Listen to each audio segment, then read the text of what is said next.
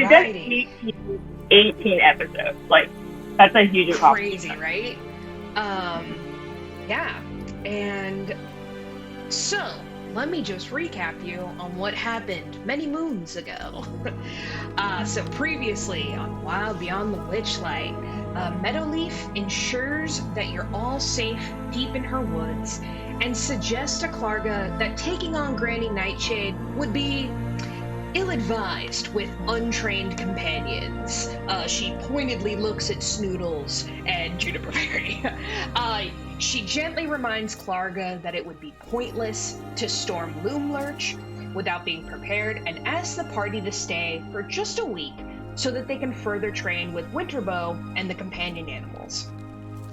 Meadowleaf is thrilled to start your fitness journey and wakes all of y'all up at dawn the next morning.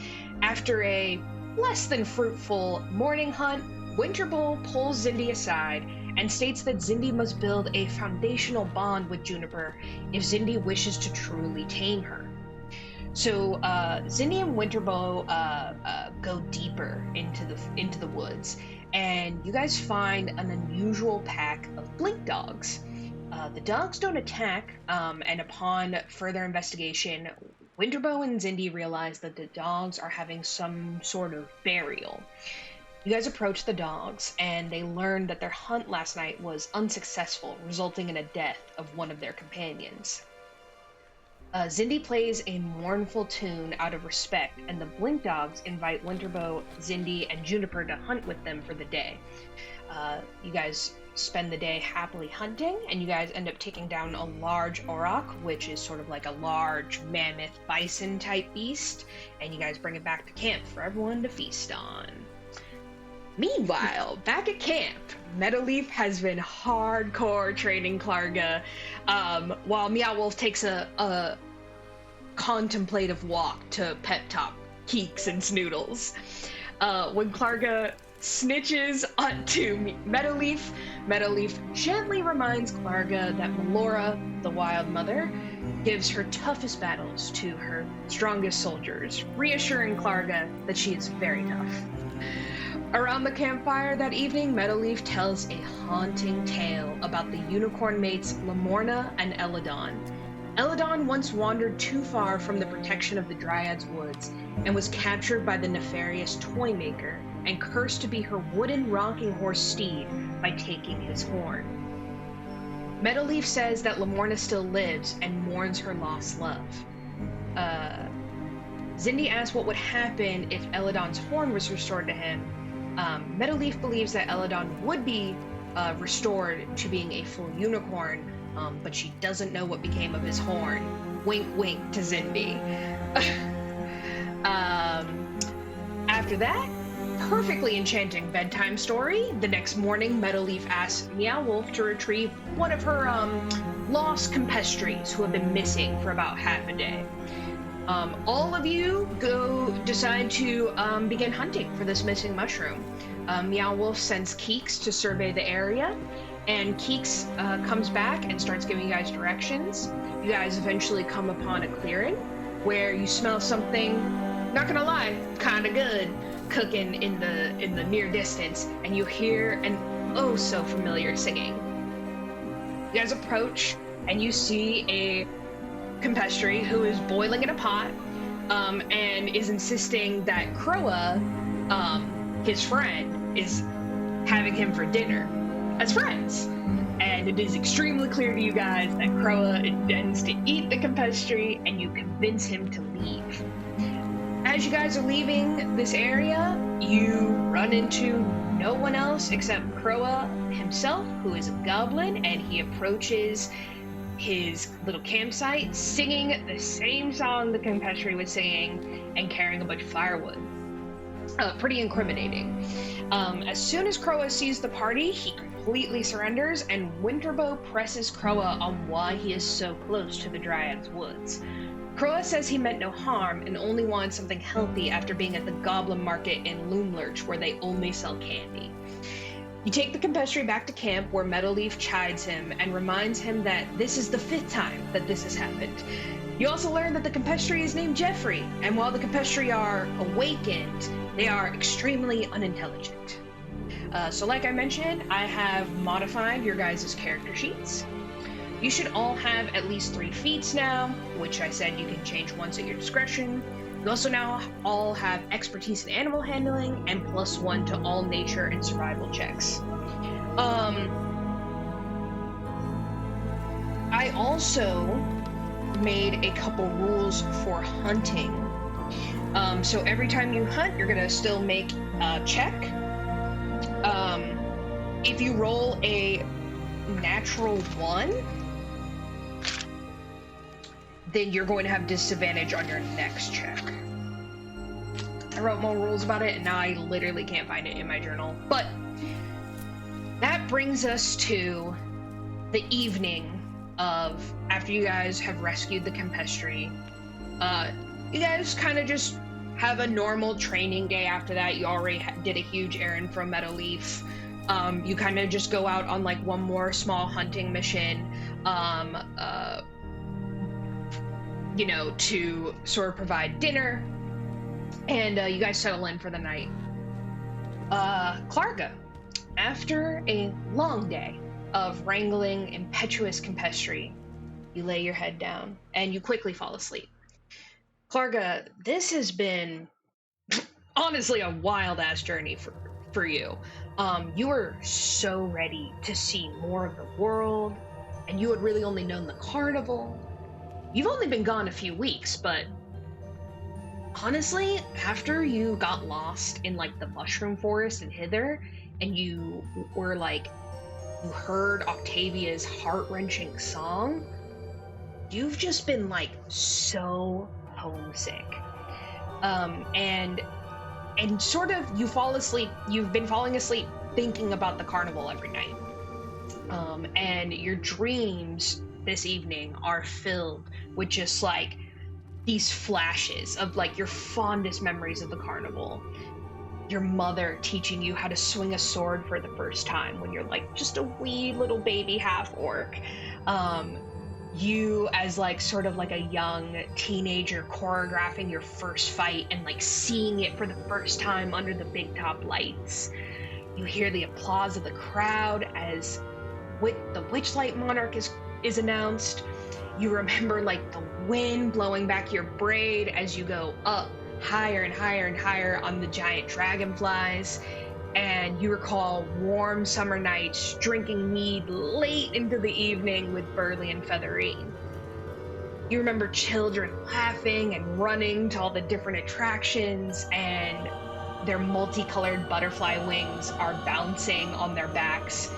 You remember Palasha's melodic singing bringing the crowd to tears almost every evening, a raucous band playing to a bustling feasting orchard, the thrill of winning that snail race that day. And just before you awake in the morning, you remember Durlagron and him giving you Star's silver ball, and you hear his voice, "Please find my star." You wake up and you sort of roll over, and your eyes are wet with tears, and your chest is heavy. You wish you could go home, but the journey isn't over yet. So you guys actually end up spending the rest of the week with Meadowleaf and Winterbow, just kind of training you guys.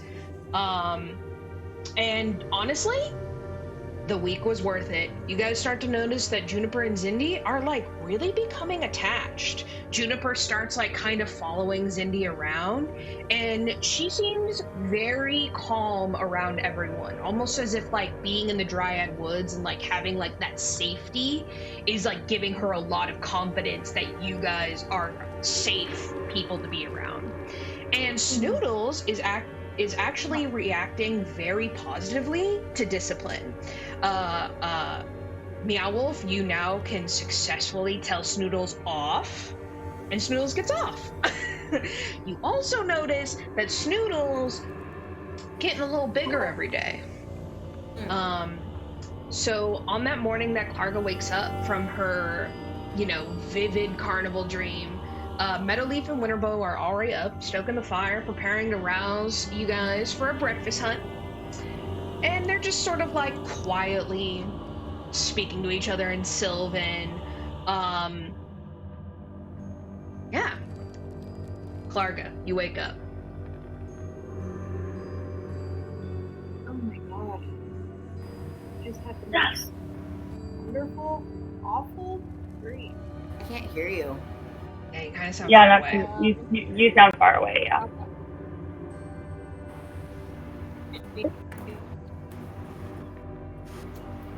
Nothing? Okay, yeah, that's good. No, I Very can hear clear. you now. Yeah. Okay, cool. Oh god, I just woke up from the most wonderful, awful dream. Yeah. What happened, Klarga? I was home. Like at the carnival. Yeah. Wow. Yeah, this is really weird. I wanted so badly to get away and to, experience the world. I didn't realize how much I'd miss it. I mean, the Feywild definitely is really different from the other planes. I mean, when I was at the carnival, I missed big time. Yeah, I guess this is normal then. Well, I definitely can't go home until I get Durla's daughter back, though. Oh, the kitten, right? That we've been looking for? Mm-hmm. Oh, Bard. Oh, wow. I know, he was so sad. Do you think that we'd be able to find her everywhere? And I reach over and I pet June Buggy, and she kind of does a little like pet. I peep out of my water sack and I go, what's going on? Is everything all right? Well, my lord, Klarga is feeling homesick. And do you remember that delightful giant kitty that did not like me? Oh boy, can I. I can turn into that kitty. Oh! Durla's the whole reason why we were able to get that unicorn horn, remember? Oh, it's true. Well, remember he lost his daughter, or we think that she was taken here, and Klarga kind of wants to see if we can find her. I feel like your ability, my lord, that I totally forgot about might be useful, but I don't know how we're going to be able to find a kitten somewhere random in the Feywild. It took us a long time to even figure out where my mother might be, so... I mean, fate is fate. If we're meant to find Durla, I'm sure. Durla's daughter. Granddaughter? Was it daughter? Granddaughter? Daughter. His I daughter's don't daughter. Winterbow, what do you think? Do you think that we'd be able to find a lost creature? Winterbow sort of like trots over and he's sort of like, well, there's not an abundance of displacer beasts in the Feywild. It was a young kitten, you say? Yes. Would she still be a kitten after all this time is the question. Or do you think that she's grown? I'm not sure we ever found out how long she's been gone. True. This is true. And then Winterbow sort of like nods and is like, it's very hard to say if she would even remember who she was, how old she would be. Kind of a toss-up.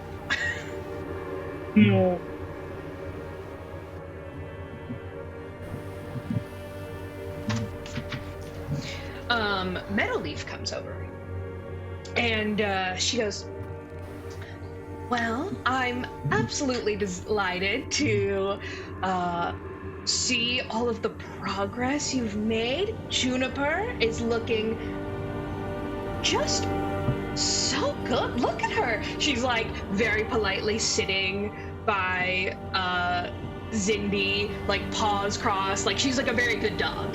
And she's like, oh, I think she's very attached to you, Zindi, and she like kind of like regards Snoodles, who is not as nicely sitting next to Meadowleaf, and is sort of just like kind of like loudly panting. But yeah, I mean, he is like chilling. I take out like a piece of jerky from my bag, and I toss it, like just like I'm not even looking. I just toss it to the side towards Juniper Berry, and she just like grabs it with her beak and goes, "I'm not." It's like a total flex of our just showing the power of our relationship.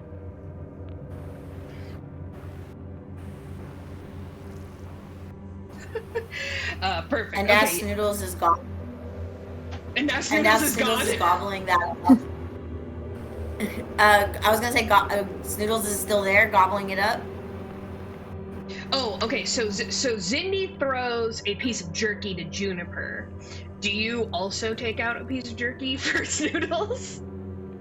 I actually take out a piece of fruit and I feed Keeks. Keeks is like, Oh, Snoodles looks slightly jealous, but you can also kind of be like, Snoodles is mayhaps catching on to the fact of like, I good, I get treat. So like, he, you know, the gears are whirring slowly, but they're there. Like you're kind of just like laying the foundation. Snoodles is also like fully like it's literally the difference of like Zindi basically picked up like a almost year like an 8-month-old, where like Snoodles is like a full like blown puppy and is like 2 months old, 3 months old. So you're dealing with like different levels of you know, maturity. Development. Yeah. Yeah, Snoodles is gonna get real big. Yeah, Snoodles is gonna get big. He's gonna get big. So Meadowleaf sort of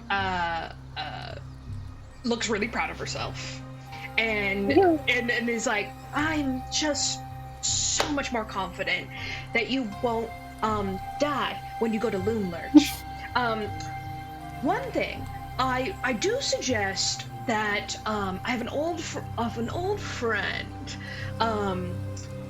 by the name of Little Oak, who I heard was training a group of young adventurers. Might be something to check out, I don't know. He's on the way. He might be able to help. Oh, that would be terrific. I mean, we can use all the help we can get. We want to make sure that we are successful. Oh, fantastic. She says, oh, just 1 second.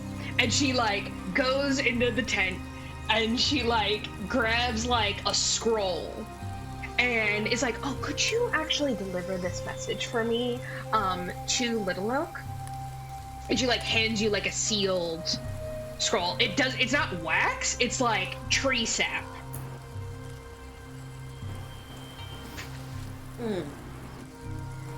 A scroll that's tree sap? Yeah, like instead of like a wax like letter, like she has like binded it with like tree sap. So like instead of, that's what she has for a seal. I see. Is it still sticky? It's a little sticky. Who grabs it? Did I grab it? Yeah, I think I think you volunteered. You're a little So sticky, right? As I receive this really important document, my fleshy film that I have, like, meshes with the sap, and I'm just like, oh.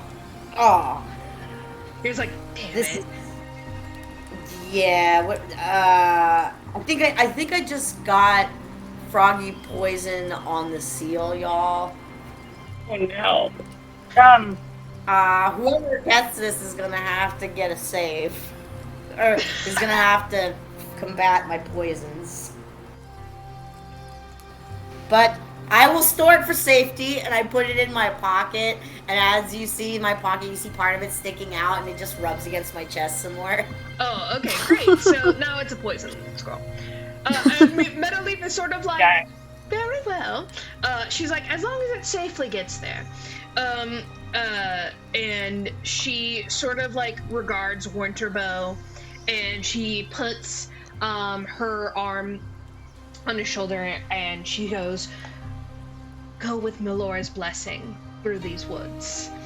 And she sort of like nods. He nods back at her. And Winterbow says, right, well, shall we? Indeed, we shall. Yes, let's go. Perfect. It's time. You guys gather up your shit. Snoodles. Now that you have sort of been with Winterbow and also sort of had like the dryad's blessing, you guys kind of realize you're having a much better time in the forest now. And you guys are able to make your way through the come on, man. Is this the erase fog? I'm like, you guys are able to make your way unhithered through Thither. And you guys now have like full view of the map again. Nice. So Excellent. you guys are way over here. So you guys basically take all day, and you kind of you guys end up moseying. Pull this out here. You guys end up moseying sort of on this other side of the river here. Mm-hmm. You are like, we don't want to pull up to Loomlurch White yet, but you know it's like up the way. And you guys just literally make your way all the way up through the river. This takes you all day. But sort of right before sunset, you guys see, I'm gonna pull this up here. You guys see a massive, giant old wizened treant. This is like, normally treants are pretty big, right? But like I said, like the trees here are enormous, and this is no different. He is huge, and adding to his mass, you guys see a full-blown treehouse on like his back. Wow. And as you guys approach, what's up here? You guys hear something you guys haven't heard in a little bit. You guys hear small children like frolicking. You hear like gleeful yelping, and it's kind of carrying through the forest. You kind of hear Snoodles get excited. And when you guys approach, you guys kind of like pop into this like little clearing almost. And you see the small figures run up the tree into the treehouse, and you see one figure in the distance, and you hear them call out, "Stand down or face merry hell!" We Say both that. know what. I look at Klarga, and I just kind of look at my whole group, and I just start kind of like laughing a little bit, and I look at the children and I go, excuse me, but I don't feel very intimidated by a group of children. I put up my hands and go, "Oh, but I do. I see that we are overwhelmed here. My God, what will we do? Please have mercy on us." I look at Klarga and I go, like, kind of mouth, like, Klarga, what the fuck? Like, just gigantic. Like, I don't understand. I wink at Zindi. You guys hear, like, giggling and, like, laughing from the treehouse. And you guys see, like, them to start come out and, like, they start scampering down the tree. And the one that called to you is like, "Stay right there!" And, like, they're just running towards you. Everyone go ahead and make me a perception check.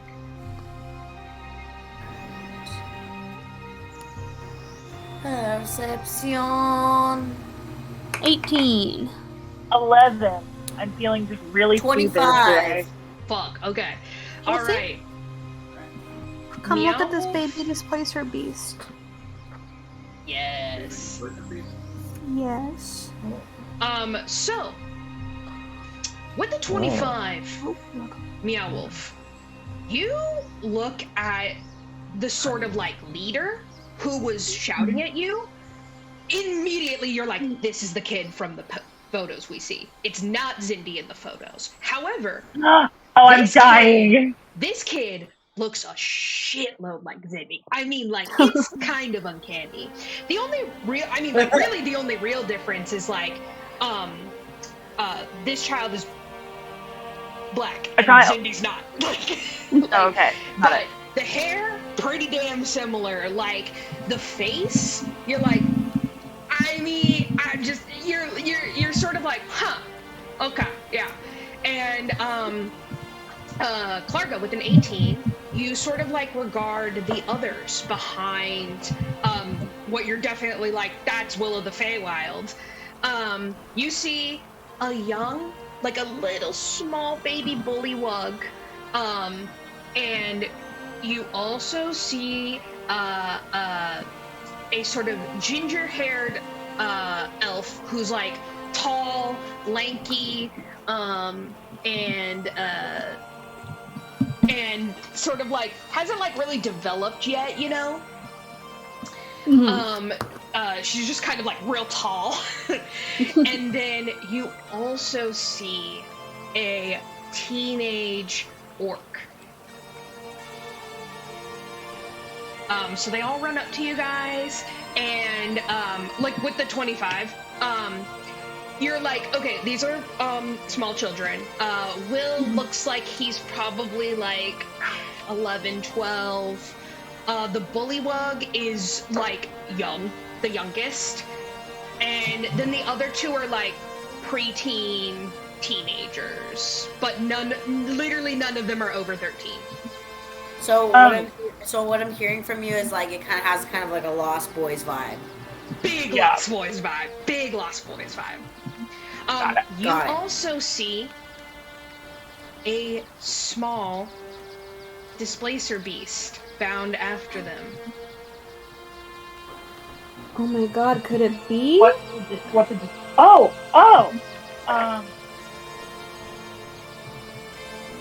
I say, hey, everybody, where are your parents? All alone out here. Will sort of, like, looks at the group, and he steps forward. He's, like, the leader, right? He's a little precocious too. He steps forward and he's like, my parents got taken by the hags. I guess. But I'm going to help them escape back. And he pulls the sort of, like, older ginger-haired elf towards him, and he's like, see, I rescued Sloane, and then we're gonna go back. We're gonna rescue all the others. And Sloane sort of, like, nods and is like, it's kind of, like, clear on your face that, like, it was extremely lucky we did not die rescuing me. Like, and then you hear the small bullywug like speak up, and he's so little. Like he's so like bullywugs are already pretty short. He's so small. He's so small. He's actually just like a real frog size. Yeah, I mean, like he's like a foot and a half tall. Like he's like a little baby, and he's like, I don't know what happened to my parents, but little Oak helped me. And he's got big eyes. And then as I hear that, go ahead, Zindi. Oh, I just said I'm crying at this point. I'm like, oh my god, like all of these poor little kids, like their parents have been taken, like mine has been, and I just say that's so terrible. We must help you. Go ahead, Meow Wolf. As I hear Zindi say that, I wipe away the sludge that I consider tears away from my eye ducts, and I go, dear little brother, you and I share the same situation. We're here to unite the missing with the ones who are searching for them, and we are here in the same situation as you, and we feel the hurt you feel. You see the little bullywug like look up at you, and his eyes go like wide as like dinner plates, and he goes, oh, it's the bullywug prince. And he just like, he gets this like look of like, you know when kids like go to Disneyland and they like see the princess for the first time, they're like, she's real. Fully this moment. I'm loving every second of it. I take out my lute and I start playing like a royal theme. Oh my god. The little bullywug like is just like, he goes up to Will and he's like, he's the bullywug prince. You remember the story I was telling you about? And then Klarga, you see the orc. She is a little standoffish. She's definitely the biggest. She's cool 5 feet, you know, like, and she also looks like she's a little older. And you know, she's got her like, she's full orc. You're only half orc, but she's full orc. She got her tusks are like really coming in, and like, she's just like, Well, hello there. What's your name? Zenor. Denor? Zenor, yeah. Zenor, that's a lovely name. Thanks. What happened to your parents? You know, for my 13th birthday, I really wanted to go to the carnival, and like we went to the carnival, and listen, I just thought that it was part of the carnival that in the Hall of Mirrors there was like a little portal, so when I stepped through and I couldn't step back, oh no. I don't know where they are. Wait, you said that you ended up here in the Feywild because of the freaking Witchlight Carnival? How many of you are here because of the Witchlight Carnival? Zenor's like, just me. These guys are Fey. Okay. Yeah, lucky I rescued little Will of the Wild here, and she like tussles his little I'm trying to, okay, Emma, help me out here. What would you refer to his? It's not quite an afro. He almost has like baby locks or twists almost. Twist. Yeah, in the picture. Yeah. Yeah, they're like freeform short locks.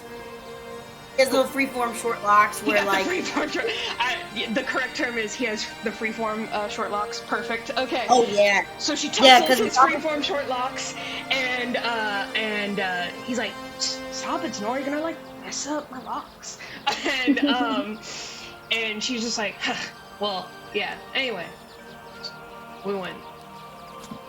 It's fine, it's cool. Like, this is cool, but kind of miss my parents. We'll help you out. Absolutely. We're here to be triumphant and bring happiness and peace to where we stand. Zenora sort of like, and sort of like just like kind of like leans back on like a tree and is like just kind of regarding them.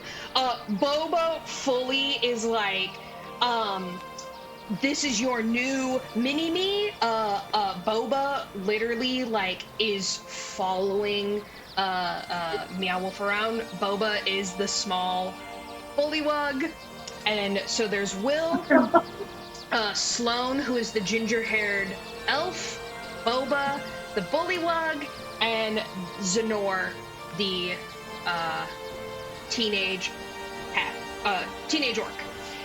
Wait, what about the there was another creature that we saw. What were they called? Oh, yes, and a small displacer beast.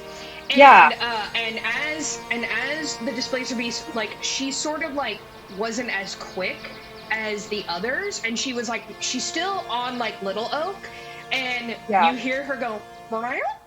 And Will's like, come on, Star, they're okay. And she sort of like bounds towards him. It is extremely clear to you in this moment that this is Star, and she is still a kitten, and she's like, I mean, you see that she has like, sort of like not like a collar, but she almost has like a name tag almost. That Zindi, you recognize, used to be like, it was like the old way of doing name tags like several years ago. Wait, I look at Klarga and I go, and I kind of start patting like my pockets and like my bag, and I say, don't we have something? I think we do. I think we have a ball. Do you have it, Klarga? Klarga, Yes. You have it. And I check my pockets, and sure enough, in one of the deeper ones, there's Star's favorite ball. So I kneel to the ground, and I hold it out, and I gently say, your name is Star? I have something for you. Star was a full baby when she went missing, like, wasn't old enough to talk yet. And it's clear to you, Klarga, that she literally hasn't aged a day. And she still can't talk, which is interesting because she has been gone for years and years. Oh, sweetheart. But as soon as she sees the ball, her like eyes like twinkle, you know, like how cat-sized is, and she like does the shoulder shimmy and like fully pounces on it, starts playing with it. This is Star. Oh my gosh, I can't Adorable. believe it. Oh, Star, we need to take you home. I am like fully emotional right now. Like crying. This is like the cutest creature I've ever seen. Besides her father. And I look at Klarga and I say, "What, Klarga?" I'm right there with you, Zindi. We have to get her home. I don't know, but I have to stay here to look for my mother, but you have the priority to get her home, Klarga. Well, I don't want to tell you to give up on looking for your mom. I mean, that's important. These things are both important. My lord, what, thank you. I'm just like, I'm crying. I'm like, the baby's so cute, but I'm like, how will I decide? I casually mention to Zindi. I see Zindi overwrought with emotion, and I try to be centered in this moment, although I'm feeling very jumpy, if you will. So I definitely tell Zindi, say, "Don't worry, we're gonna find your mom. Still, this is not. We're not gonna go back to the carnival without your mom. It's as simple as that. I know, whatever we gotta do, we'll figure it out. Klarga is well aware of the situation, and we're gonna do what we can for everyone to see this through and find the people they love." I think that if we find a way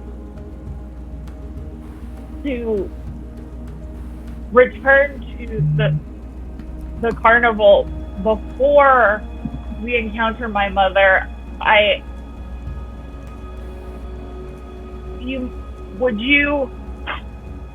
not saying that I want you to leave, Klarga, but Oh my god. would You you could take always usher the young babe to safety. Yeah, I mean, I made a promise to her father, and guys, I've had the most incredible time adventuring with you all, but I really want to go home. I am overwrought with emotion. I might slime out of my eyes. I go, Klarga, it would be a truly honorable way for us to part ways, but we might never see you again. Oh, wow.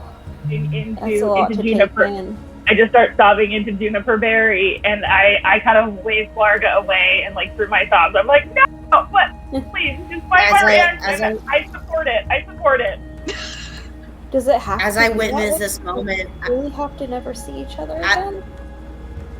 as I witness this moment, I realize that what Zindi is so upset about is true, and as Klarga might go back to the Witchlight, it's no telling what time in space we will ever cross paths again. And I start to slime profusely out of my eyes, and I yell out a really strange sound. Yes, you guys know, Zindi, just based off like the conversion, that you were really only in the material plane for like a couple months, right? Sorry, you cut out. Oh, I said yes. Yeah, so you were only in the material plane for a couple months, and then when you came back, 15 years had passed.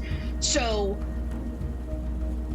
you're sort of like, I don't know how long, if we stay in the Fae, like it might only be a couple months to Klarga, but it might be like, it's wacky. There's not a good indicator. So like, Klarga, also, just to like give you some insight, you are 25, and half orcs live around to be like 75. So like, if some wild shit happened and like they just didn't come back for 50 years, like you could miss them. So it's not impossible, but it's also not like a for sure thing that you would never see them again. Okay.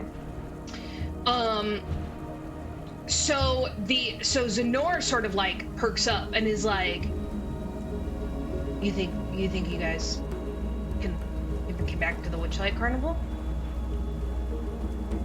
I mean, I didn't say that. I was just mourning the idea of Klarga leaving. Okay. Well, maybe like, we're sad about it when it happens. Just saying. I kneel down and go, we will do everything we can to get you back to the Witchlight Carnival. Right, yeah. Totally. I make another wailing sound. Okay, I'm cool. Klarga doesn't cry easily, yes, but the tears are slipping. I just like I do one of those like gross back of the throat not snort I just inhale it all and I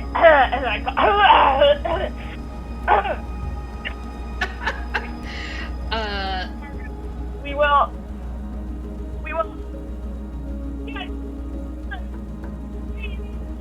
You sound so far away. Really? Your grief. I think the mic is cutting you because you're too loud. Oh, okay. Got it. Anyway, Will's like, well, it's getting dark, so come on up. And you guys climb up. You feel how alive Little Oak is, and he's sort of shifting. And even as you guys go up, he sort of looks at you, and he fully has a face. So he just a giant face looks at you and sort of again, in this moment, very clear to you that his eyes are do not fuck with my young adventurers. They trust you, but I am watching you. When you guys get inside, let me pull this up.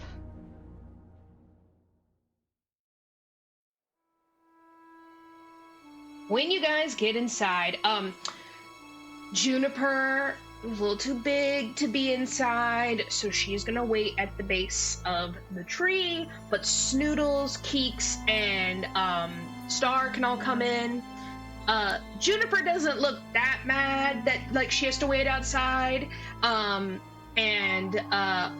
Winterbow comes up with you guys as well. He takes his time going up the tree though. He's like, okay, just 1 minute and I will be up there. Yes, run along, children. And he's sort of he hasn't been around kids in a long time, so he's sort of just yes, children, love children, and Juniper sort of is just in the clearing. She's kind of sniffing around for squirrels, bunnies, easy stuff for her to snack on. Now that she's a little bit trained up, you fully trust her not to run off into the woods, and if you command her to stay in the vicinity, she will. Okay.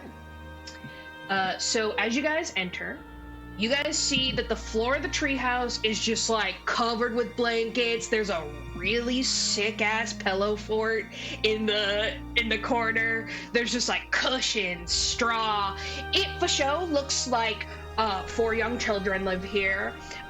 There's a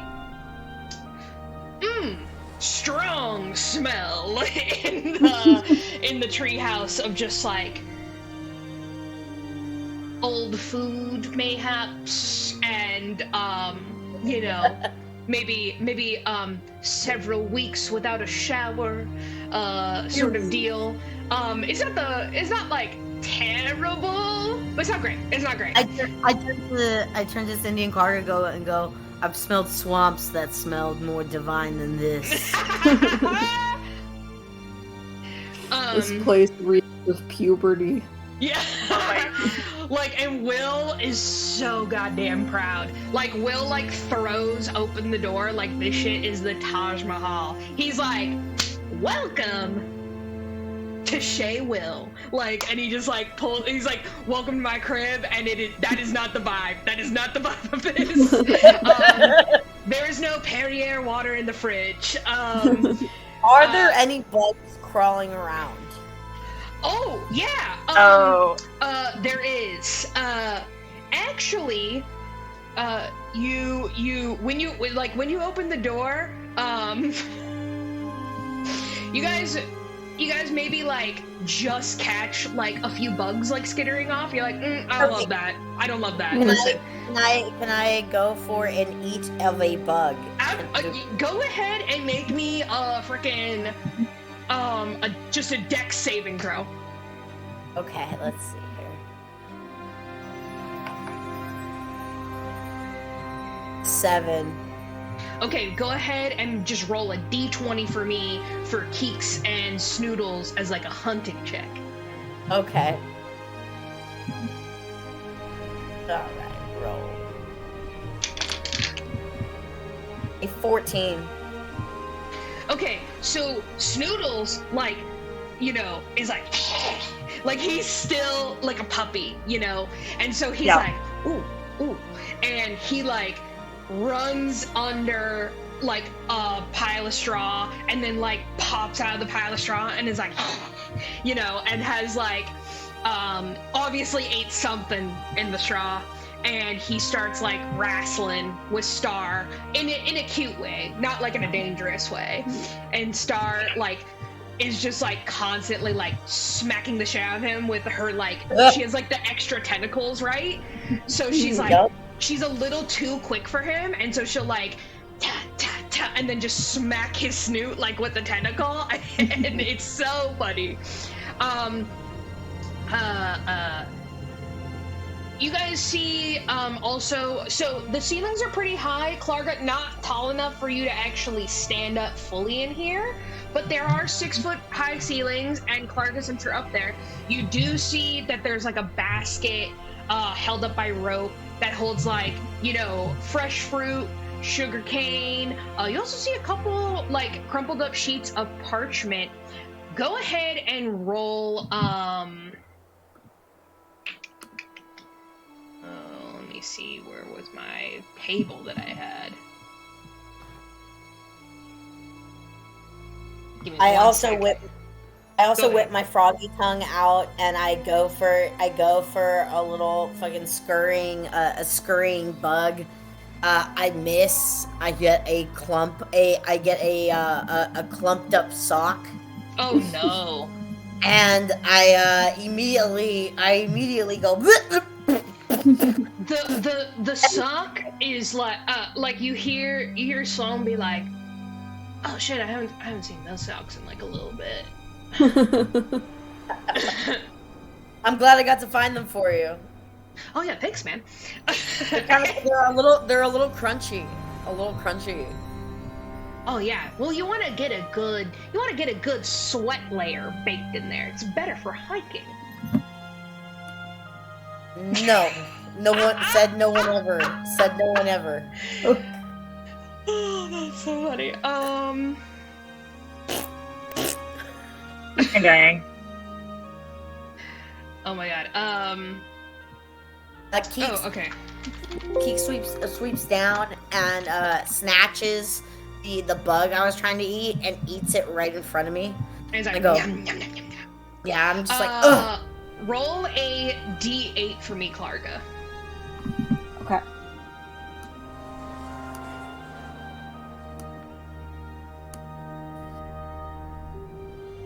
Eight.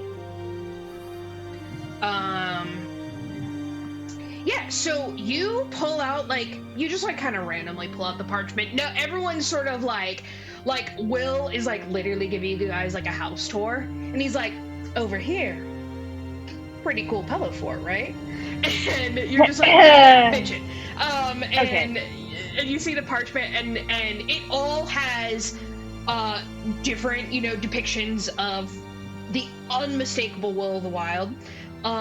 But like they all have different sort of like wanted like copy on them. So it's like one is like, this rapscallion vexes me. Deliver him to me alive and unharmed, and I'll curse one creature who you name.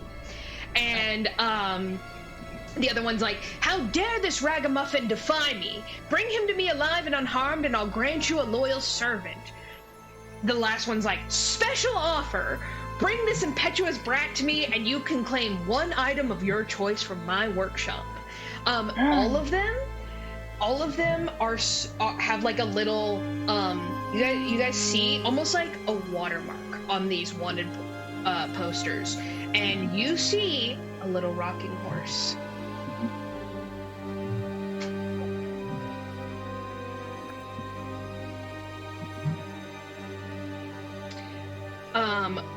Oh my god, y'all. Oh my god, y'all. Is that the person that got turned into a rocking horse? Oh my god. Go ahead and Meowleaf, roll me an investigation check.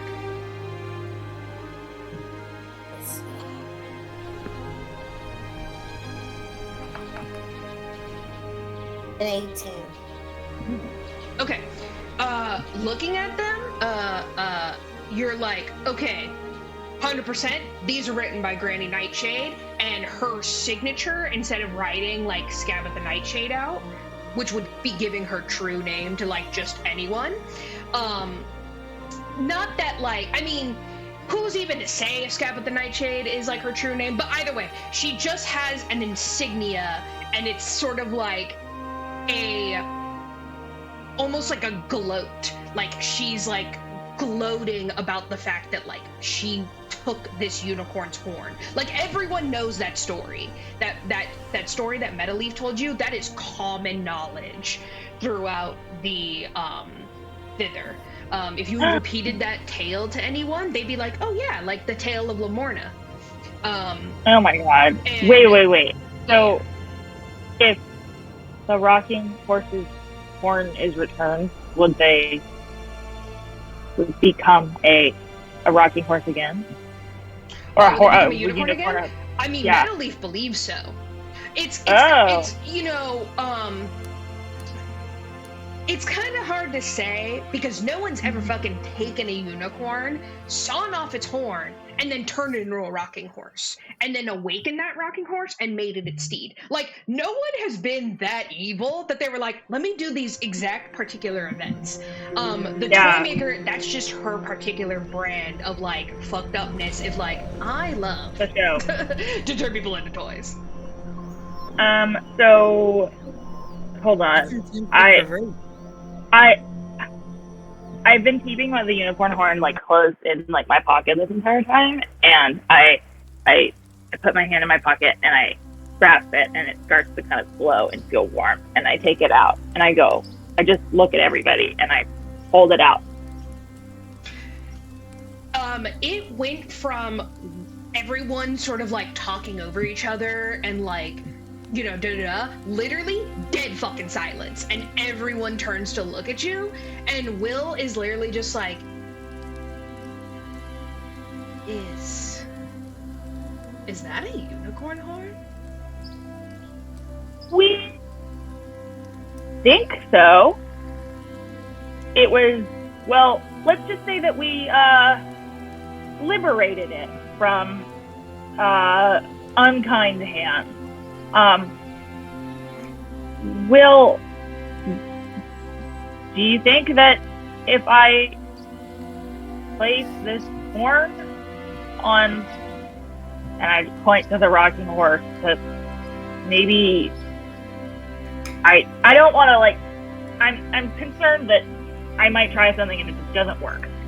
So I kind of looked at everybody for, like, just, like, approval. Like, should I try it or not? I give a deep nod. Yeah? Yeah, I think so. Okay. My lord, do I have your blessing? Yeah, I mean, it's already been, you already showed the goods, so let's do this. Okay. Zenor, like, comes over and sort of, like, regards the horn and looks over at Will and is like, holy fuck, man. I think our plan's gonna work. And, like, Zenor walks over to, like, a little, like, closet they have. Zenor fully pulls out, I shit y'all not, 4 little, what you guys are sort of like, is that a unicorn onesie? And they have fashioned themselves homemade unicorn costumes. Out of like, so it's like literally like little patchwork unicorns. You can also tell that someone has spent a long time whittling wooden unicorn horns to attach to each top. And Will is like, oh fuck yeah. He's like, all right, so here's the plan. We know that Lamorna hangs out at Wayward Pool. How do we know that? Well, everyone always can't get near Wayward Pool. Now, why could that be true? Well, there's got to be some kind of glamour on the lake. Now, who would be powerful enough to glamour a whole lake? A unicorn, that's who. Okay, so Lamorna is glamoring the lake because she doesn't want to see anyone. Now, if we disguise ourselves as unicorns, we can break through and summon her. Oh, and then she's going to be so happy to see us that she's going to grant us a boon because we're going to tell her that we're going to save Eladon. And Will's like, fucking amazing plan, right? I look at Will and I go, and I look at these costumes and I kind of shake my head. Will, I mean, these are great, like, pajamas, but nobody's going to be fooled that this is an actual unicorn. I mean, kid, like, they don't even have, like, horns. No, look, they got wooden horns. Listen, I don't need Lamorna to think I'm a unicorn. I need the glamour to think I'm a unicorn. Do Will we is have like fully certain that this is gonna work? like Zindi? I turn to Zindi and I go, "Is there anything we can do? I mean, you did get those goblins to believe that the unicorn horn was an ice cream cone. Is there anything you can do that can like disguise or help this along? Is it like The praise from my lord kind of swells me with pride, and I kind of like puff my chest out and I go, "You're right, my master. I did do that. I did. Yes. All right. Let's try. But should we try putting this poor creature together first, or would you like, or are we trying to hold on to this unicorn horn for a little while first?" I mean, I think that we should hold on to it, but I think we could probably harness its power to convince others that what that little monstrosity they have there is legit. But hold on, everyone. Will, are you saying that you want me to not immediately give this wooden cursed poor unicorn a horn back so it can be alive, and instead you want us to try and use this to like break into this place? I know that's important, but that seems really unethical. I don't know, like You got it all wrong. Listen, Eladon is trapped inside Loomlurch under the Toymaker's curse. So, we sneak into Wayward Pool. We get Lamorna's attention. We get her to grant us a boon because we're gonna save her boy Eladon. We bust into Loomlurch. We get Eladon. We get my parents. We bust on out. Oh, we bust all the other kids out and stuff. Well, that sounds amazing. And we're definitely finding Zindi's mom. Airtight Yes. plan. And maybe not today, but I put my hand over my heart and I say, I know we will find her. We will. Zindi, go ahead. As you're talking to Will, give me a perception check with advantage. Okay.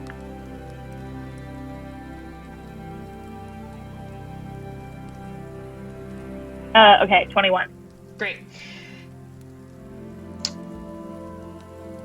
When you were growing up, everyone knew that you were a half-elf. You had just, some traits that were distinctly human. What was the trait that everyone always remarked was just like your mother's? I want to stick my eyes. That's some like Harry Potter stuff. But let's say I have ears just like my mother. You're looking at Will, and you're just like, I mean, you thought that picture was of you. You did. And No. You're sort of like, You sort of No. look at the hair and like the texture of the hair, and you're like, and it's kind of similar to mine. You're like, okay, yeah, like he's darker than me, but like whatever. And you see like he turns and like unmistakably, you're like, those are Mom's ears.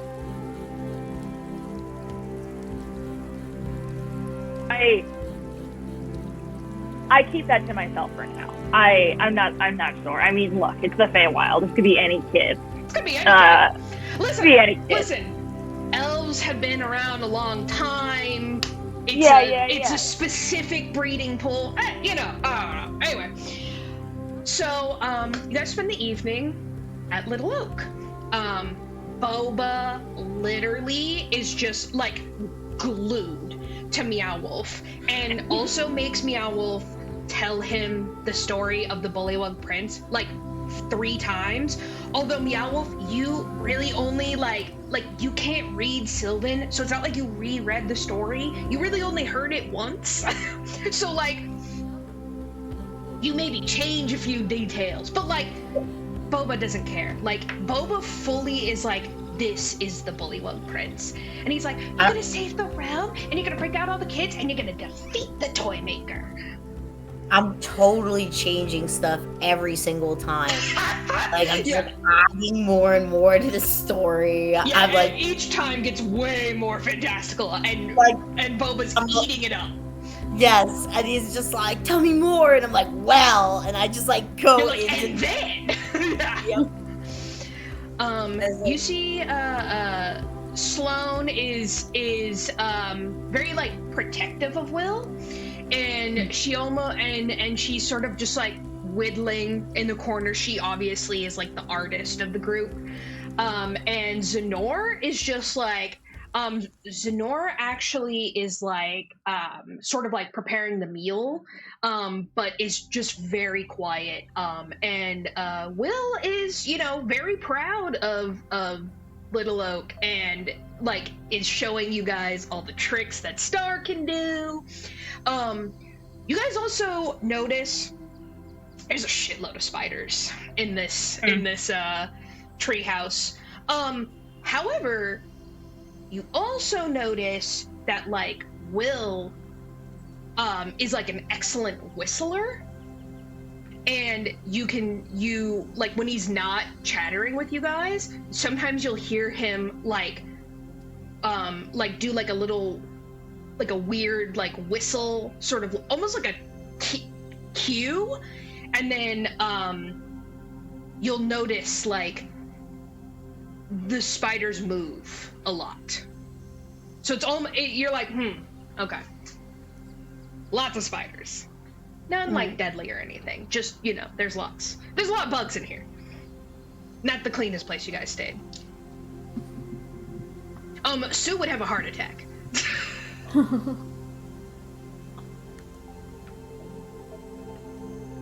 So yeah, if you guys want to chat with them, ask them anything, or anything like that, awesome. And Sloane starts, you can see, she starts like, she's hand sewing these costumes, but she starts like making you guys bigger unicorn costumes. Although she is sort of doing like the classic, instead of like onesies, because she's had more time to make the onesies, she's sort of like half-assing it and is just doing the good old-fashioned, you know the like 2 people in a horse outfit. She's just gonna make an extra large one, like, and is like call it a day and just be like, it's a large unicorn. So you guys are gonna be able to like throw this sheet on you, and she's sort of like fashioning like a head almost, but the rest of it is just gonna be a sheet over you guys. Not gonna be as elaborate as the onesies, but it'll do. Will's like, it looks good, Sloane. I think it looks amazing. I think it's great.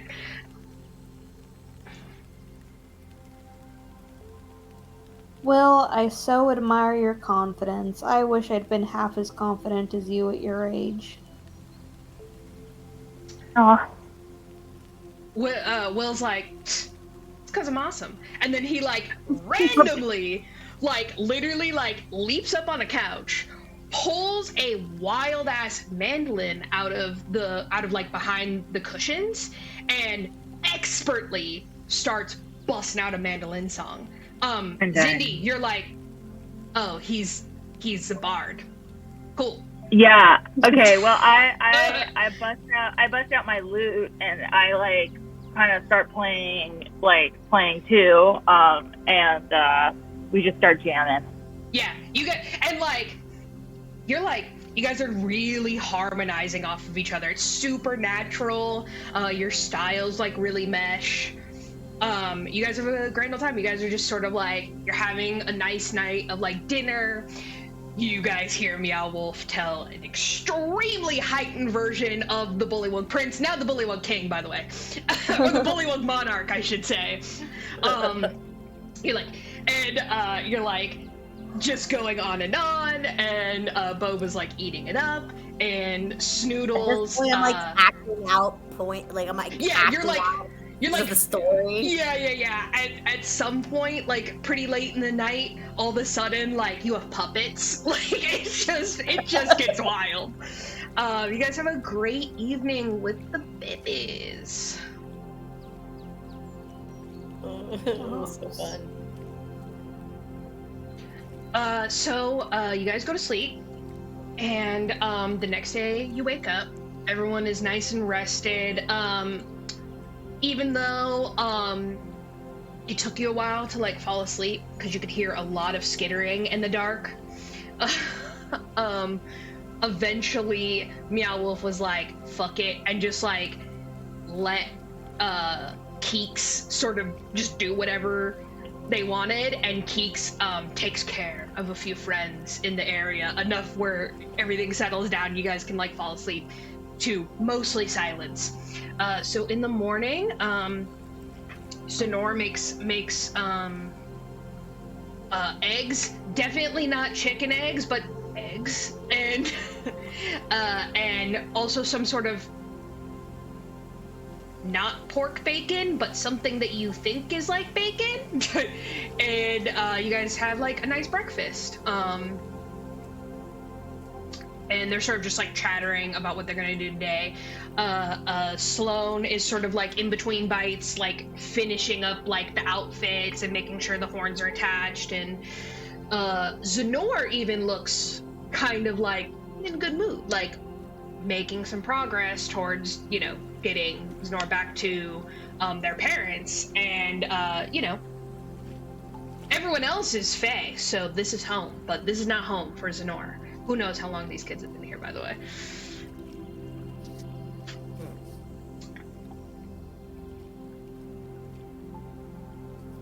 I turn to Klarga and go, I wonder how long these kids have been here. I turn to Zenor and go, do you know how long you've been here? What year is it? Like, the material plane. I say what year it is in the material plane. Oh, shit. Oh, no. Has it felt that long to you? No. I think and Zenor sort of was like, I thought I had only been here a year. How long have you been here? The date that you said is like a full decade away from when Zenor got taken. And so at the time you would have been like 15, Klarga, which means you would have been working at the carnival, but you were a little bit more behind the scenes doing a lot of like training on taking over to be the fight choreographer, so you didn't notice the guess as much. Otherwise you might have had some memory of like this random orc, but you're just like, dude, you've been here 10 years and you thought you were here for a year? Like, that's not great. That's not great. Oh, Zenor, I'm so sorry. I guess I'm happy it's not longer, but like, God, what do my parents think I've been doing all this time? It's not your fault.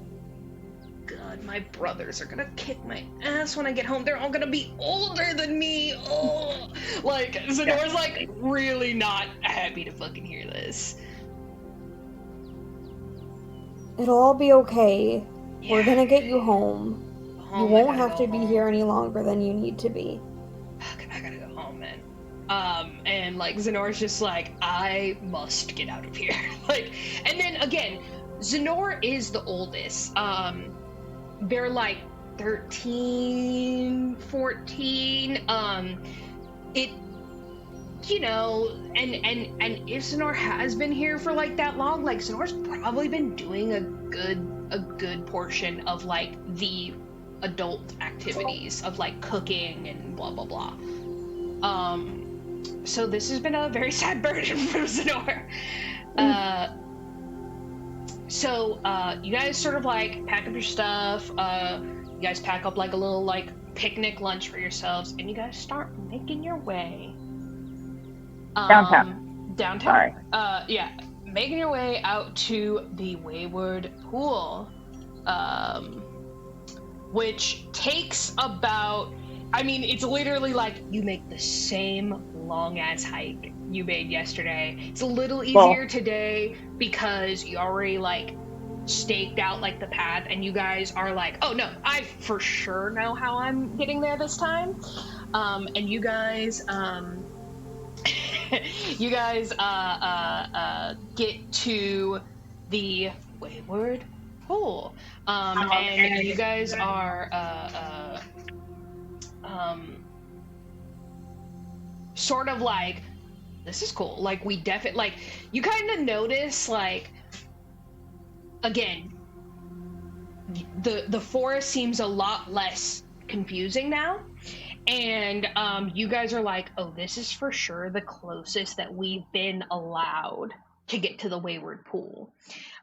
So about, like, 2,000 feet away, Will sort of, like, puts the brakes on, and he goes, all right, I'm gonna put on the costumes now, and come on! I hope this fools the glamour. And they all put on their little onesies. They look so cute. They don't look like unicorns, but like you're not gonna question if the glamour knows that or not. You actually don't know that much about magic to be like, yeah, absolutely not. So you guys start making your way, and like. Again, you guys are going pretty slowly. You're rolling extremely deep. You still have, Winterbow, who at this point is so tired. He's like, he was like around children like all day, and also the kids like asked him for a horseback ride like more than a couple times, and he was just like, after like the 5th time they asked, he literally was like, fine. But then it just, I mean, like, when you give a mouse a cookie, it escalated. Yep. So Winterbow is just like, my back hurts. And is like, bring up the rear. Snoodles and Juniper are sort of like being good little guard dogs. Keeks is flying overhead. And they're sort of just like happily whispering to each other, the little babes. And you guys are allowed to get pretty close. So when you guys actually, it's interesting. Like it's sort of like the thing of like, when you're like walking towards a mountain and you're like, no, we're gonna be there soon. And then like 2 hours later, you're like, no, we're for sure gonna be there soon. And you sort of are like, no, yeah, like we'll get there. And you finally come up. Oh my gosh, where is this? Aha! So you guys finally get there, and you make it to the edge, the water. Let me pull all 15 fucking characters into here. This is a pretty big map just because of like it's accurate to how large everything is.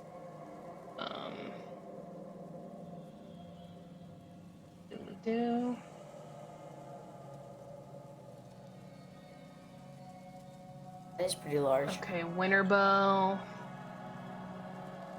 We got Are Star we in with us. Oh, damn, we're in that tiny ass little square. Yeah, we're literally like it's just like you guys are so small. How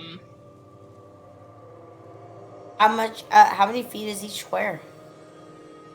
5 feet. Or 10 feet. 20 feet maybe. It's like 1,000 feet into the center of the lake.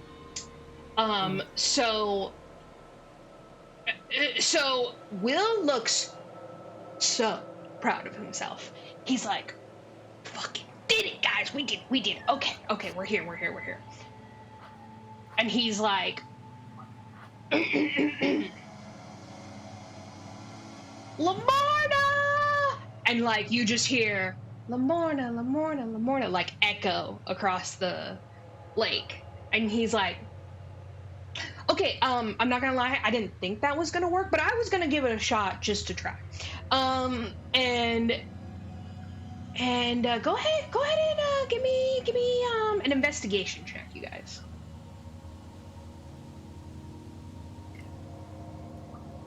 20. Sorry. Wow, not 20? No, Oh, okay. I rolled 14, but plus 6. 14.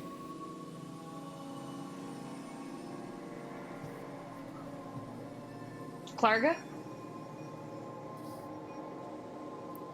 Sorry, would you repeat that?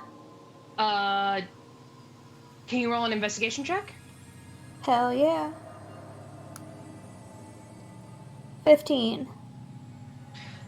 You guys come over and like you sort of make your way to like the edge of the water, and I mean it's just like it's beautiful. It's exceptionally still in this part of the woods, and you're like, okay, there's for sure some kind of enchantment or something on this area. And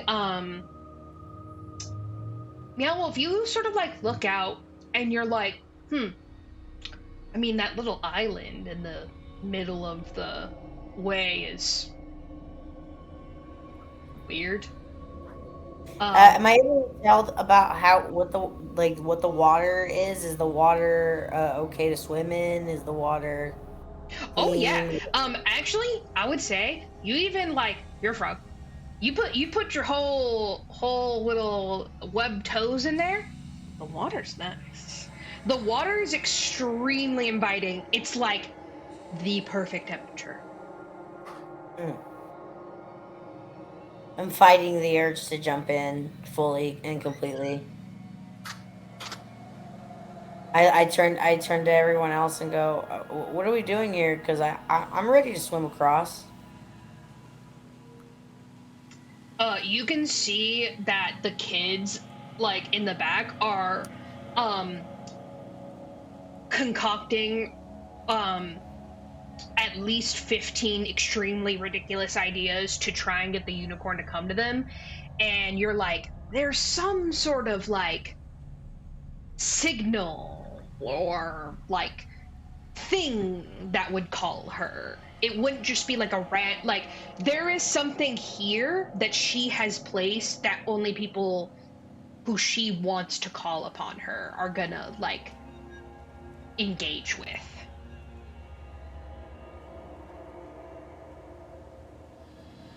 They need a boat. There's like there's some like larger rocks in like the way, but like it's truly just like an extremely vast lake with one lone small island in the middle, and it is extremely still in the woods around you.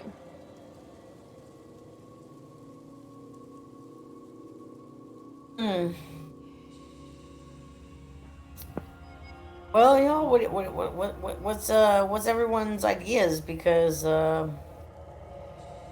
we just gonna look at this island. No, we should definitely get to it. Yeah, I agree. I mean, swimming doesn't sound too bad. I feel like, how does everybody okay? Sorry, you cut out at the end. What was that? Oh, I asked. Happen again. Just, yeah, weird. Oh. Can everybody swim? Yes. Yeah, you hear Boba go, "Woo!" And you see Boba fully frog, like hop onto a rock. He's still in his unicorn onesie, by the way. But you fully just see him like 15-foot like starfish out into like the middle of the lake, and he's like, "Woo!" I'm dying. And there's just like the tiniest splash though, because he's so small. He's so small. Oh. And he pops right up and he's like splashing around and he's like, "Come on, guys!" And Boba's like young, so he's not that concerned with whatever the mission is. All he knows is like giant ass lake. Fuck yeah, we're going on a lake day. Mm-hmm. Let's see.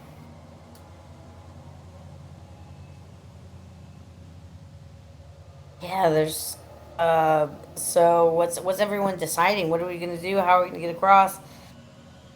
I mean, yeah, like Boba's fully in the lake. Like fully in the lake, swimming around. And you see Sloane and Will sort of like come over and they're like, and they sort of start dipping their paws in and stuff. And I mean, Will sort of shrugs and is like, I mean, it's not like poisoned water or anything. You see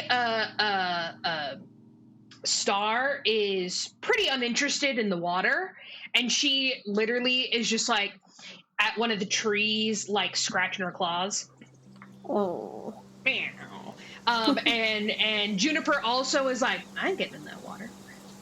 But Snoodles fucking Snoodles sees Boba and like again, puppy, right? So was being good and then is like, oh, I'm missing out on fun. Fucking Snoodles crocodiles hella fast into the water and like swims up to Boba and starts like playing with him in the water. Right on. I yell at Snoodles, not food.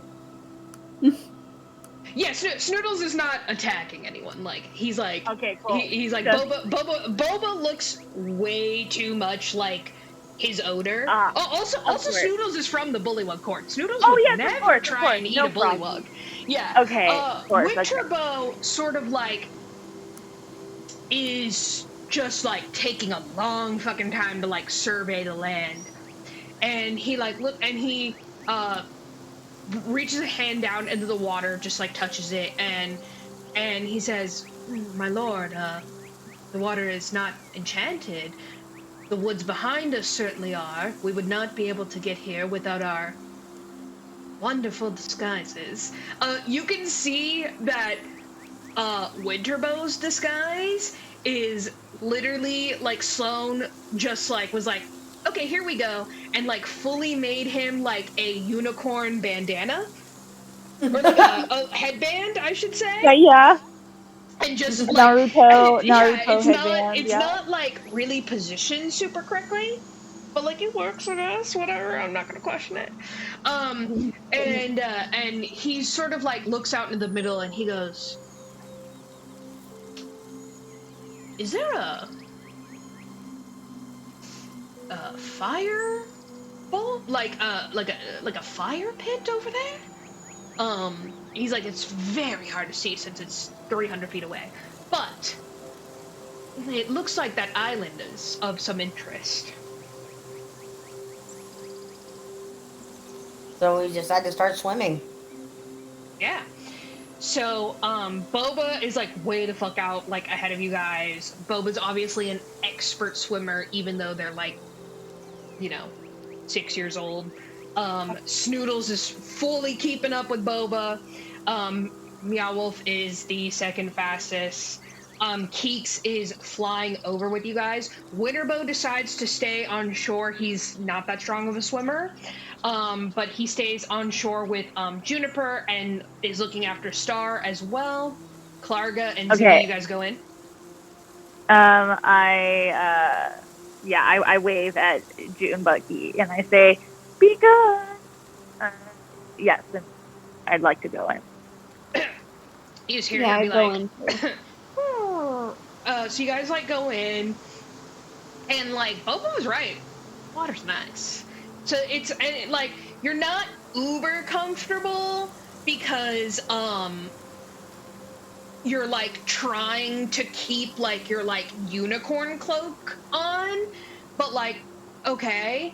And then Sloane and Will and Zenora are like kind of pulling up the rear. As you guys swim for like a while. Like this is fully 300 feet of like lake. So you guys swim for like a while. But you guys finally get to. This is like, okay, here we go.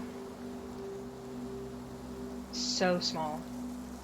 Shout out to Witchy Witch Adventures for like making this though, and then providing it for free. Love that, and then made it like fully, properly sized. All the extra work. Ooh, there we go.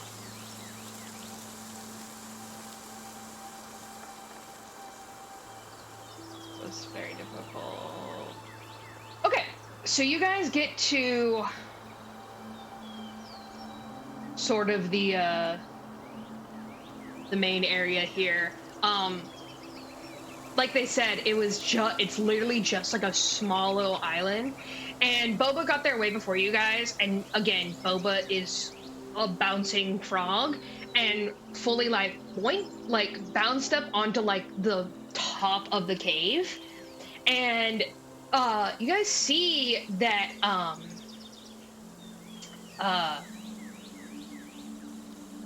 Winterbow was right. Like it's some kind of like large fire pit situation.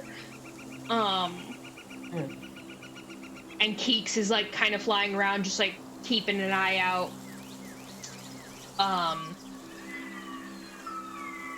Yeah.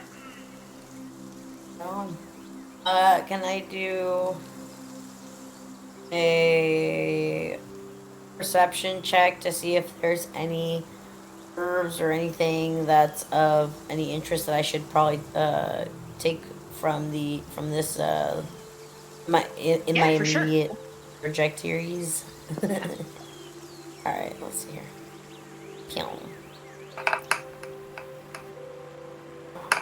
A 26. I didn't mean to roll it twice. A 26. Okay. Meow, with the 26, you sort of like regard the fireball and be like, I mean, like you sort of like with your fingers, you sort of just like rub the inside of the bowl and like sort of regard the ash. Doesn't look like anything special. There's no like any like you kind of like look around the bowl for like instructions. You do see what you believe to be something written in Sylvan. Ooh, I can read Sylvan. Do I have to do a check for that or no? You can just like read. Yeah, you can just read it. Great. Oh, hold on, everyone. I can read this, and I read it aloud. And it says, to call the Lady Lamorna,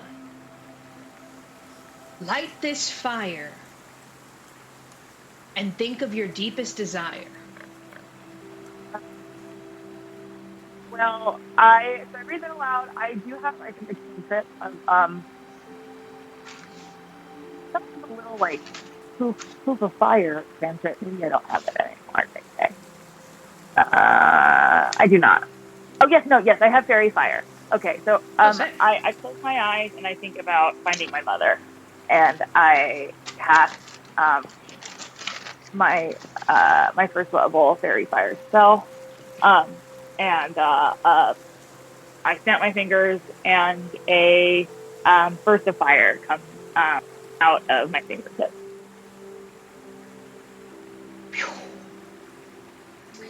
Fire springs from the bowl. And you see, off in the distance, almost like when you see like an oasis almost, like you see like a shifting in like on the water, sort of. Like almost like the light like catches really hard and all of your attention is drawn to the shore. And you see on the shore a like almost like an impossibly large, like mystical figure of a unicorn. It's not a real it's like a visage. Got it. And you see a visage of this unicorn, like I said, impossibly large. It's like 60 feet tall. And you see it start galloping like around the lake.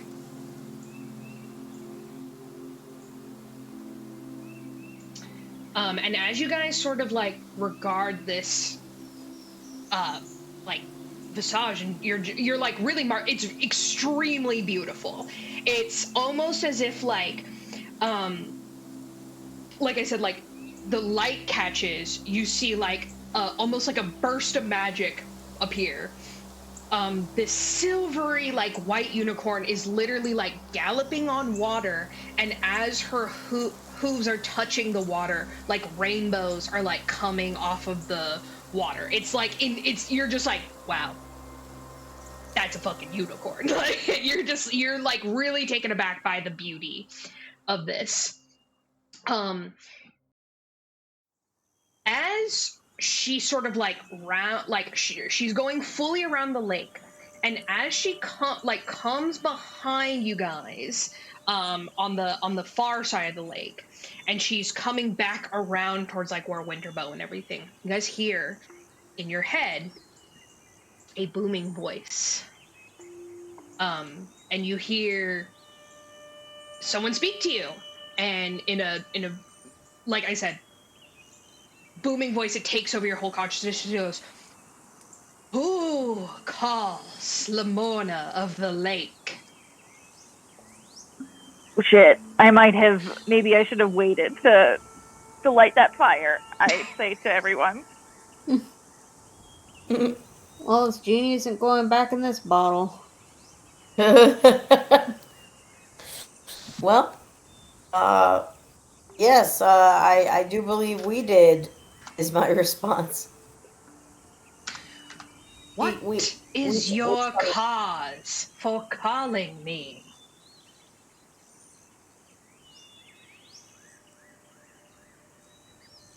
We're here to retrieve people that have been taken. With that, she stops galloping for a second and fully like turns herself to like look at you. Like I said, this is like just buck wild if you saw this in real life. This is a 60-foot like ghost unicorn, and so she like regards you, and you see like her expression change a little bit. At first it was like irritation, how dare you call this magical creature, da, da, da. And then she's like a long heartbeat passes, and you guys feel almost like how the voice is filling your head. You almost feel just a little psychic push on your brain, just a little bit, like almost as if you guys feel something just reading, not like your thoughts, but almost like it's reading like your desires, like your true desire. And it's only for like a second. It's only for a second. But you see her expression soften, and she goes, "Ah. You wish to contest the Toymaker?" Yes. Yes, Indeed. Enemies of the Toymaker are friends. And and for the first time she like bows her head, so her horn is sort of like at you guys. And she Does it look like Zindi's home? yeah, I mean, no, it doesn't. I mean, it doesn't look exactly like Zindi's horn, but I mean, like 5,000%, you guys see Lamorna's horn, and you know, like in your hearts, that Zindi has another unicorn's horn. Like you're like, this is a real unicorn horn. What Zindi has, it's not like a fake. Um, it's truly like this missing piece of someone. So as Lamorna like puts her horn down, you see her transform in going from like a 60-foot visage as she continues to get gallop along the shore side. She gets a little smaller and a little smaller, a little smaller. As she gets smaller, she becomes like more opaque. And as she finally hits the shore where Winterbow and Juniper and Star are waiting for you guys, she's fully formed unicorn. She has a gold mane and a gold horn, just like the horn that Zindi has. And her eyes are a like a silvery purple, and she is impossibly like it's not even that she's white. It's literally like she's made of light. It's a little hard to look at her. Yeah. And you're just you guys blink and you guys are instantly snapped back to the shore. So she like fully teleports you guys back to the shore. And you guys are sort of regarding her. Let me pull up a picture of her for you.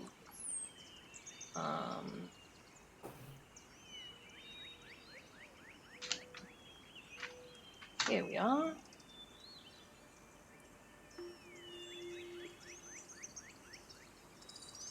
I'm just gonna run to the bathroom. Oh yeah. For like Let's 2 take minutes. let's take like a 5. Okay. How's that sound? Okay. Oh, this is so pretty. Unicorns. Unicorns. Okay, be right back. Okay.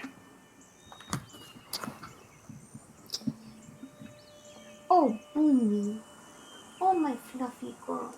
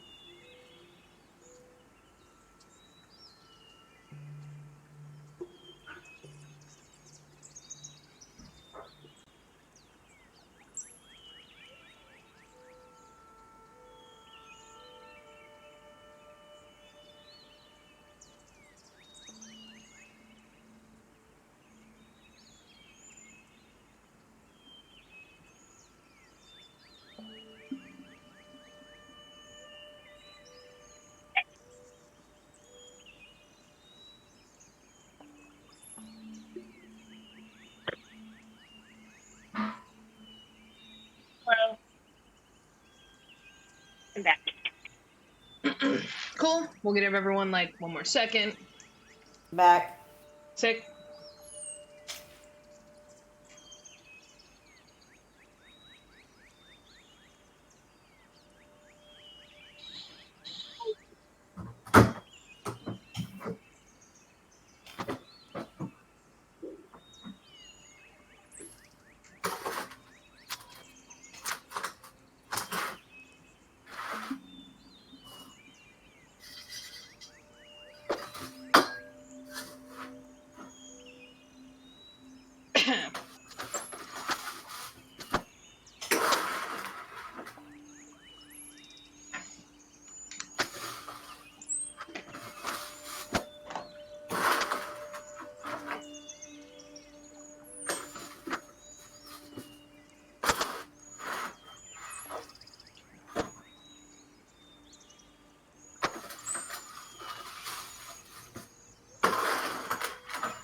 What's happening?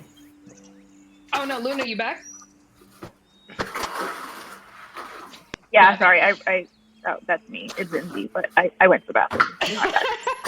I'm like, Klarga! I think I hear her rustling.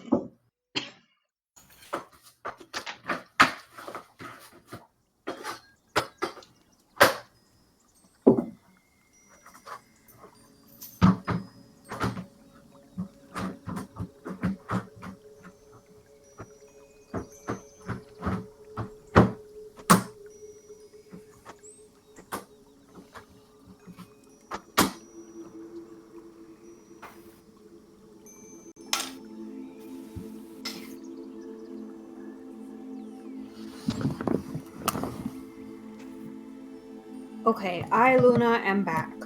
Fantastic! Okay. So, like I said, so she teleports you guys. I'm basically just gonna leave up like this image because I think it's really fucking beautiful. Like I said, Lamorna is beyond majestic, and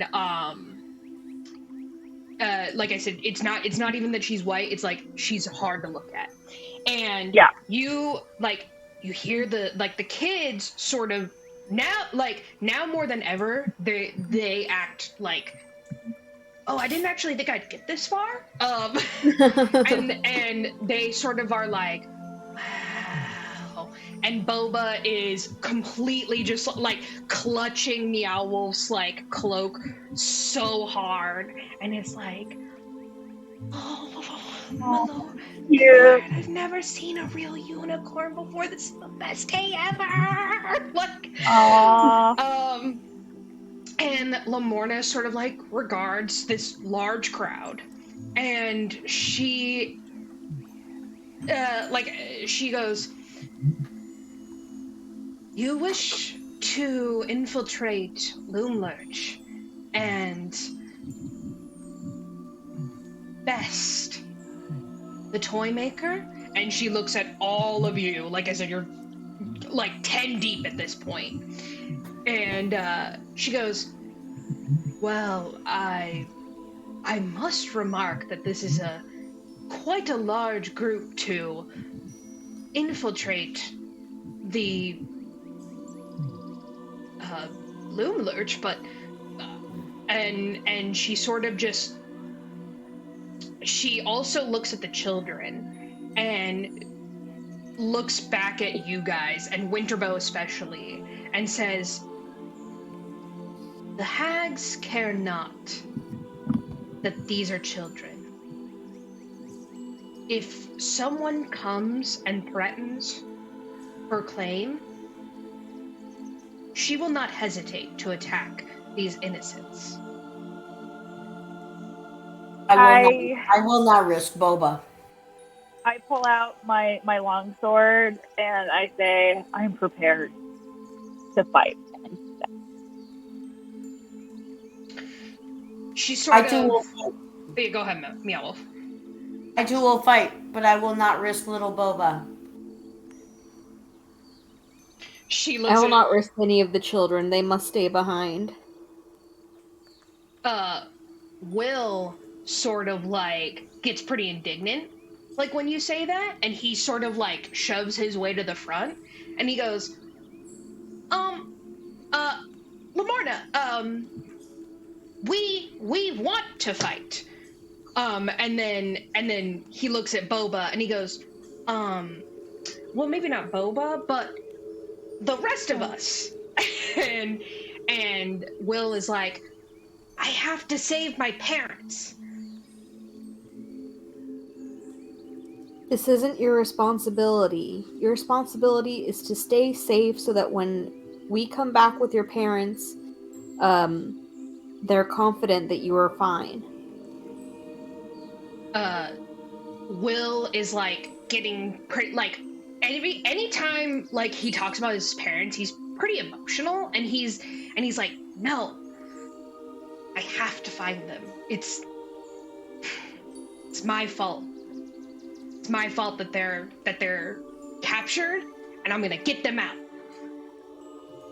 Will, it's not your fault. What do you mean? Yes, it is. They were looking for me, and I had escaped.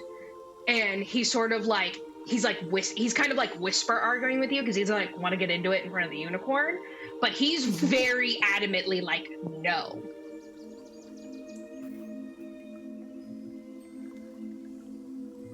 It's not your fault for running away. It's the person who took them's fault for taking them.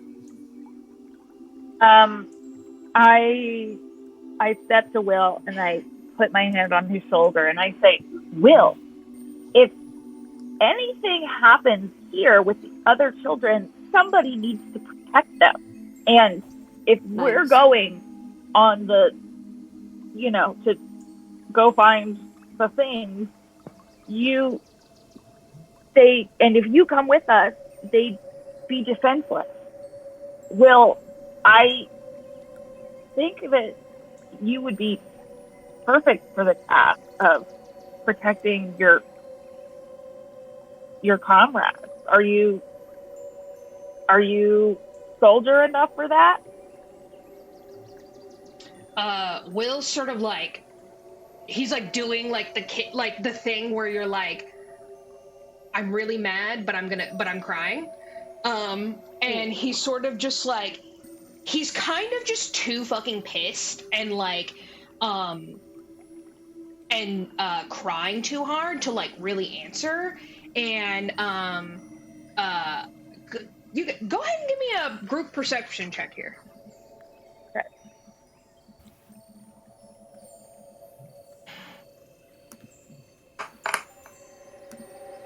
$22. Damn. 15. 14. You guys sort of look at Will and like, he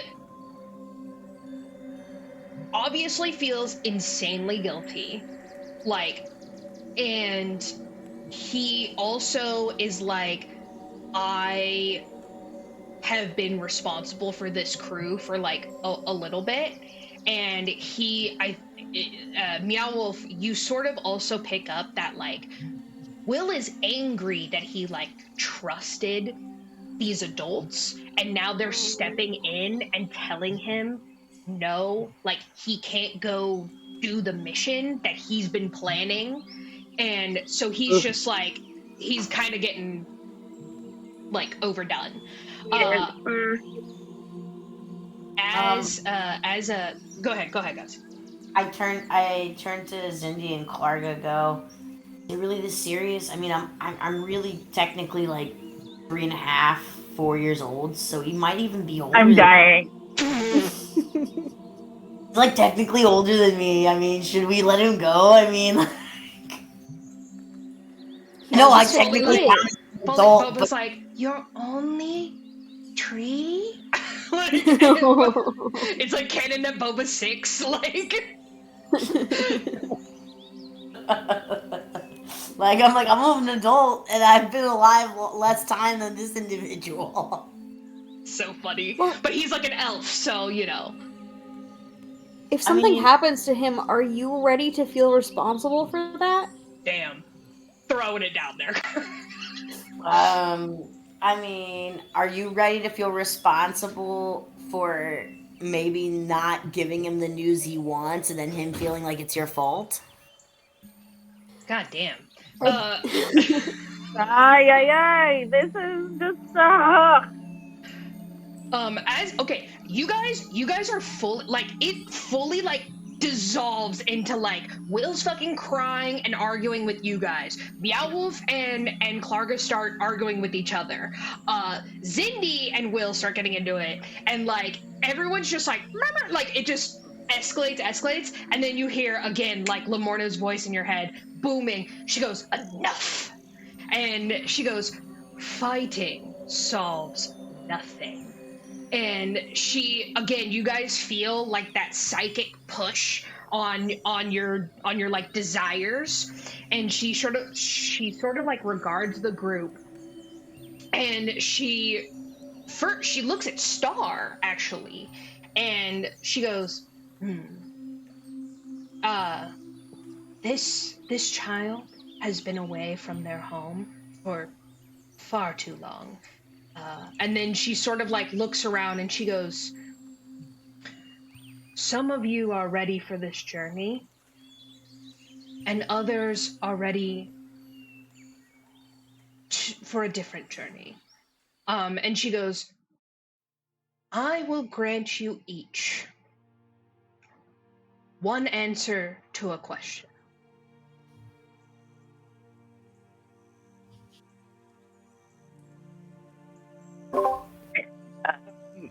I mean, any question? I don't really think I have any questions besides, like, yeah, I don't know. Just trying to get going. I have a question. How do Yes. I get Star home? Oh. She looks at you and Star, and she goes, do you wish to know how to go home? And, like, Yes. she poses it to not necessarily you or Star, but you know that she's talking to you. Yeah. You say yes. Yes. She nods. And she also looks at Zenor and is like,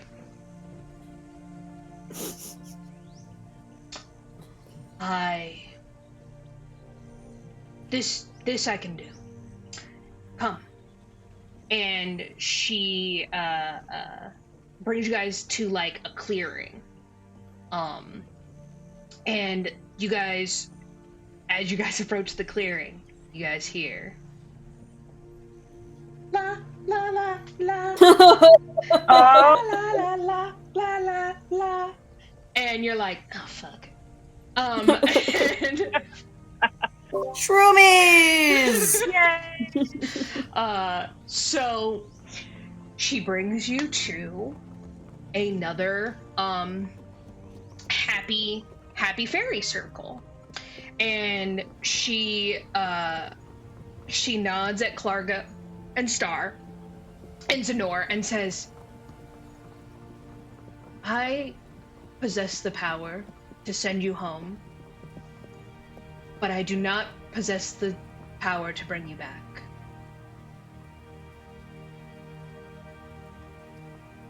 Okay. We understand. I start tearing up, but I'm, like, trying to be strong. And I tap Klarga on the shoulder, and I don't even say anything, but I just, like, hold my arms out for, like, a big hug. I sweep Zindi up and spin her around and whisper, it's been a pleasure. I love you. Go ahead. Oh, I said I love you, Klarga. I love you too, Zindi. I think the worst thing about any way to know what happens to you on the other side. Wait! And I turn to the unicorn and I say, excuse me, once Klarga and Star have been taken to the other side, and I kind of start crying a little bit. Is there a way that you could, like, maybe give us a window?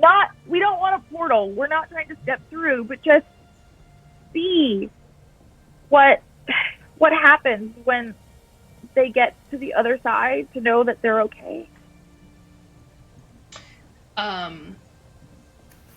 Lamorna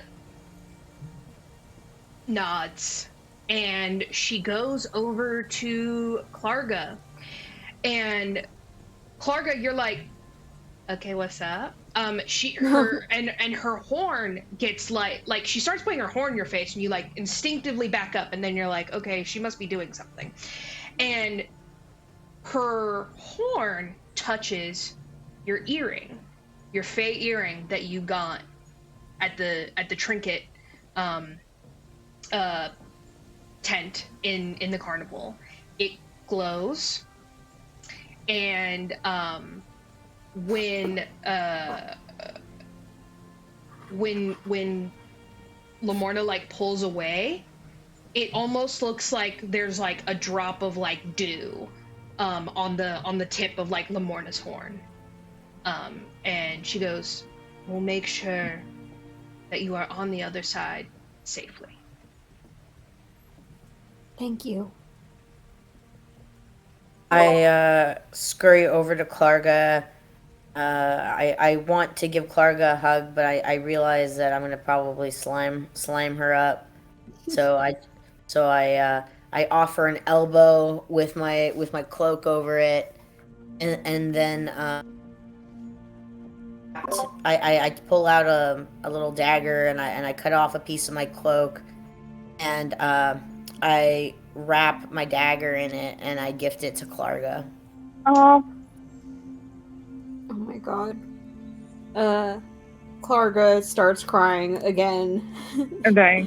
And tearfully accepts the dagger and says, "I don't know if this will be of any use to you, but I want you to have a part of me too," and hands Meowwolf one of her paired hand axes. Oh wow. Oh wow.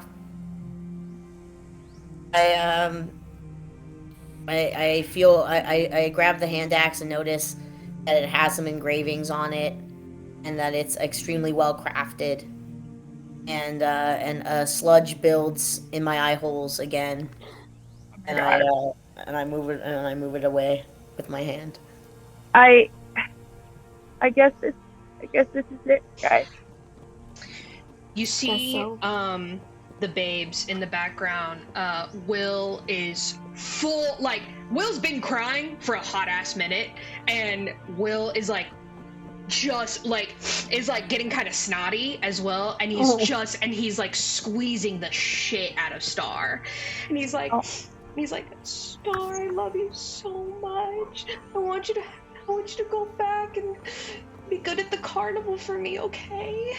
And I go up to Will and I say, "Well, Will, it looks like since we, Klarga and Star are passing over, we're gonna need an extra set of hands to help us in the mission." So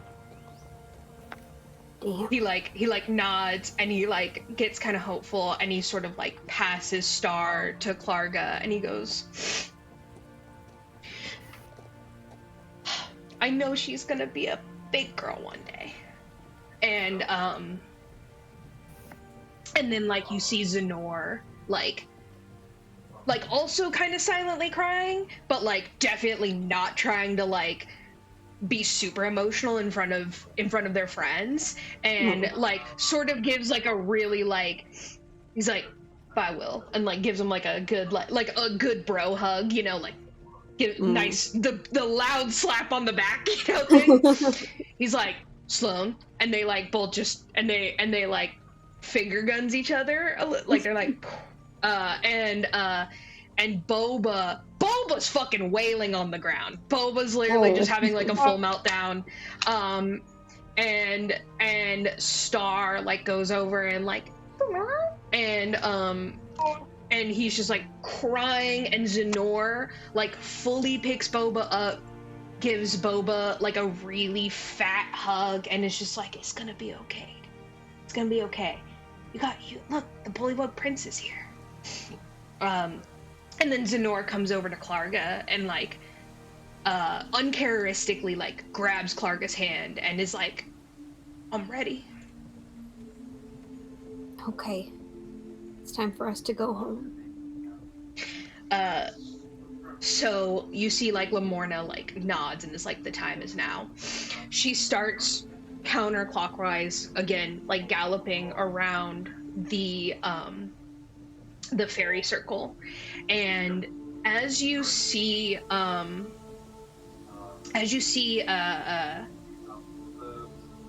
her like start galloping, her horn starts glowing, and the little like water dew at the end is like a starts to like expand a little bit, and the Campestri start like chanting, and it gets like, you know, louder and louder and louder and louder. And then as she makes her third gallop around, you hear in your minds, 3 turns Widdershins and off we go. And then you see her horn starts like almost like ripping a tear in like the plain, and you guys see a portal start to like form. It's almost as if she's like unzipping like this plane, and she's galloping so fast now, and you guys are all of a sudden like she's galloping in a circle, and like the trees are literally opening up, and you guys are almost like standing in the middle of the carnival again, and you can like hear the sounds of the carnival, and you hear the calliope, you hear Zavixo's voice calling about ride the roller coaster, you smell minty hot chocolate. Klarga, yeah, go ahead, Meowolf.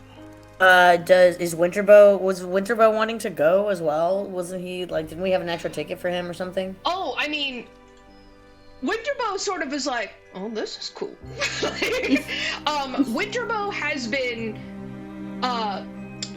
been cut off from, like, the centaurs are somewhere secluded with the elves. Like, the elves and the centaurs sort of like close themselves off in like a pocket dimension.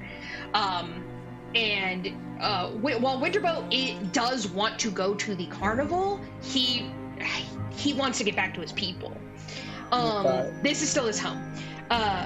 So Klarga, as you the smell of hot chocolate hits your nose, and you hear the calliope, like your heart is like swelling out of your chest, tears fully pouring down your face. Oh, you have Star in your arms. Zenor is holding your hand so tight. You take a step towards the portal, you take another step. Zenor is like confidently like, this is what we need to do. You hesitate right before you step through.